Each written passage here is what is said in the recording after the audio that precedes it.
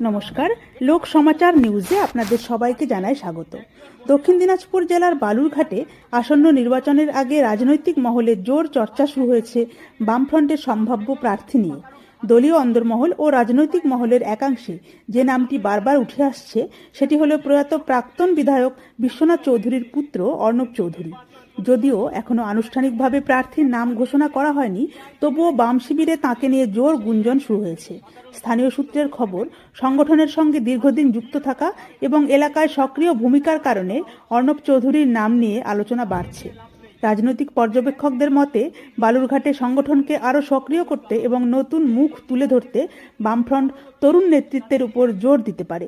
সেই প্রেক্ষিতেই তার নাম সামনে আসছে বলে মনে করা হচ্ছে। তবে বামফ্রন্টের জেলা নেতৃত্বের পক্ষ থেকে এখনও এ বিষয়ে স্পষ্টভাবে কিছু জানানো হয়নি। নেতাদের বক্তব্য, প্রার্থী নিয়ে চূড়ান্ত সিদ্ধান্ত নেবে দলীয় উচ্চ নেতৃত্ব এবং যথাসময়ে তা ঘোষণা করা হবে। উল্লেখ্য, নির্বাচনের আগে জেলা জুড়ে রাজনৈতিক উত্তাপ বাড়ছে। এই পরিস্থিতিতে বালুরঘাটের আসন্ন নির্বাচনে বামফ্রন্ট কাকে প্রার্থী করে সেদিকেই এখন রাজনৈতিক মহলের নজর। বিশেষ প্রতিবেদন, লোক সমাচার, আওয়াজ হর ইনসান।